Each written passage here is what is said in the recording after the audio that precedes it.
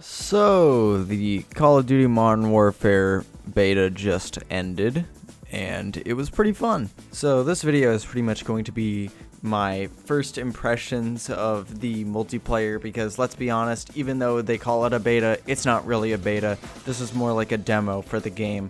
So, here are my thoughts on the Call of Duty multiplayer demo. Oh yeah, this video will also be unscripted, so I'm gonna pretty much be all over the place this entire video. So let's just get through it and go through the absolute worst part of the demo. And, you know, if this is the worst part of the demo, then you really don't have a lot to worry about. The worst part of the demo was the terrible fucking pop-in. Like, it is, you've seen it. You've probably seen it by now if you've looked at the gameplay in this video. The pop-in is fucking terrible. And I'm running this on a brand new graphics card on the highest settings. This is a 5700 XT. So the pop-in shouldn't be happening, but it is happening. Probably because it was made for consoles. But I gotta say, that is, I think, the absolute worst part of the demo that stuck out to me. My second big criticism is towards something that's not even in the fucking demo, but this is Activision we're dealing with, and a bug has already revealed that, yeah, it's happening. We're getting loot boxes in this, and I just hope they're not as bad as they were in Black Ops 4, because Black Ops 4 was completely pay to win with their loot boxes eventually, and it was just fucking disgraceful. But yeah, even the presence of loot boxes will be a criticism for me, because it's gambling. It's undeniably gambling. Like, you just look at it. It's a fucking slot machine. My third and, I guess, final criticism probably would be Azir Cave, the worst fucking Call of Duty map I've probably ever played. And granted, I haven't played a lot of Call of Duty, but this map fucking sucks. It's terrible. The design is really bad. The thing about the design is that cruise missiles just don't work, and it's too big. It may not look that big, but it's so wide open, and there's so many houses and the massive cave. It's just really hard to find kills in a timely manner in that map, and that map is just bad, and it shouldn't exist. Azir Cave is my third and I hope final criticism that I can think of right now. Alright, well, now that I've gotten my criticisms out of the way, let's talk positive. So, the gameplay, absolutely clean. Probably the smoothest Call of Duty I've played. Granted, I've only played another 2 of them, but it played very smoothly. The TTK, time to kill, it felt very nice and fair. And, you know, everything just felt good. The gunplay felt good. Everything about the game felt smooth. And, you know, there were really nice details they put into the mechanics of the game. Like how if you can ADS and reload at the same time. People were freaking out over that. And there's also another feature that people weren't talking about as much, but it is very cool. If you ADS in front of a door, instead of opening the door, you can actually peek through that door to get a really tight angle to get a kill on someone, and they'll barely be able to see you. I thought that was a really cool mechanic. The maps that weren't Azir Cave, those maps were pretty good. They're pretty well laid out. The map that this is on right now, I forgot the name of it, but I'll put it up while I'm editing. This map was probably my favorite map, because I think this map was actually bigger than Azir Cave, but it didn't feel like it was bigger.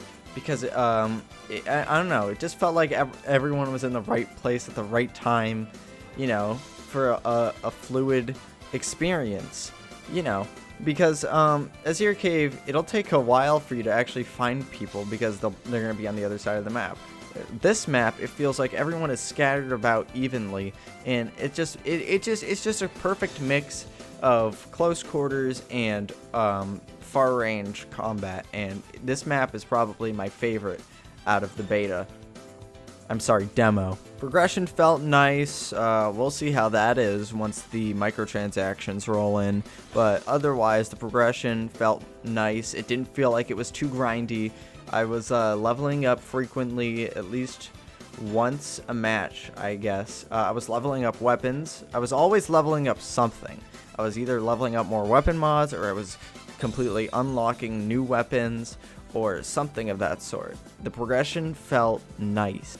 Game performance, I was running it on a brand new card, 5700 XT, so obviously it was going to run well at max settings, but I looked at a couple gameplay tests on cards like the 580, and budget cards like those seem to run this game pretty well. This game is pretty well optimized. As you can see, I'm getting over 100 frames at all times, and it's really nice that the game's actually optimized. So I was able to get some time in most of the modes, like realism and the other one that I forgot.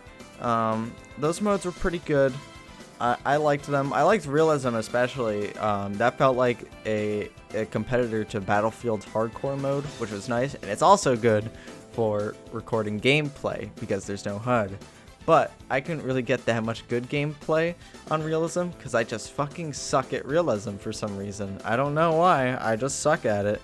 But yeah, realism's nice, and I wasn't actually able to get into Ground War because, you know, I have Battlefield. But it looks like a decent game mode. It looks fine. No complaints there. Actually, here's one more criticism related to game modes. It was actually recently revealed that the PS4 version of Modern Warfare would have an exclusive, 1-year exclusive game mode for Spec Ops called Survival. I don't know what it is, and I don't know if it's even that good, but it's still content being locked away, because technically I guess you would blame Sony for this because they were the ones that paid up for it, but you gotta also blame Activision for being greedy enough to take the deal and lock away content from other platforms for a year until the next game arrives. So yeah, fuck you, Activision. Weapon balancing was okay. I mean, a shotgun in the right hands can just be absolutely overpowered. There was this one guy in one of my games that was just sweeping the entire team with a shotgun, and it wasn't really even that close range. But, you know, I guess you could say that with every weapon in the game. My personal favorite weapon was probably the M4A1. I know you can see in the gameplay that I'm not using it, but the M4A1 was probably the weapon that I used the most because it's an M4A1. There's a good variety of weapons that you can use in the game. Not a lot of pistols, but in terms of primary weapons, yeah, there's a lot of options. You have the M4A1, AK-47, MP5, SCAR. You got sniper rifles, LMGs. You have a wide variety of weapons to use, and none of them seem too overpowered. I know I just went on a tangent about how the shotgun could absolutely be overpowered, but they weren't just completely overpowered that even an idiot could take out a whole server using it. The game also has crossplay between PC, Xbox, and PS4, which is always nice. I think PS4 can crossplay with Xbox. I think Sony stopped being little bitches about crossplay. Now, the ultimate question, is the game good, and should I pre-order? Well, for the first question, yeah, the game's good. It probably won't be that much different from launch because, once again, this is pretty much just a demo of the multiplayer. So, yeah, expect the same experience you see on screen here. A nice, smooth, arcadey shooter experience. Should I pre-order the game? Well, probably not, because you really shouldn't pre-order anything unless it's something like, I don't know, Doom Eternal. You really shouldn't pre-order any game coming from EA, Activision, or any of the sorts. Unless it's on Steam, then you can just fucking refund the game if it turns out to be complete shit. But not on console and not on any other PC platform can you probably get a refund super easily. So yeah, my recommendation, wait till launch. And that concludes my first impressions on the Call of Duty Modern Warfare demo. Now, this was pretty much just an unscripted first impressions of the multiplayer, so I'm probably leaving a lot of stuff out, and I don't care because I just want to get this video out so I can stop leaving this fucking video gameplay on my hard drive because I just want to get fucking rid of it. I might do a full review of this game when it comes out. It ultimately depends on if I'm willing to shell $60 on this, and also if the game reviews are actually good, because you can't get fucking refunds on Battle.net. And I'm not willing to potentially waste $60 on something that I can't refund.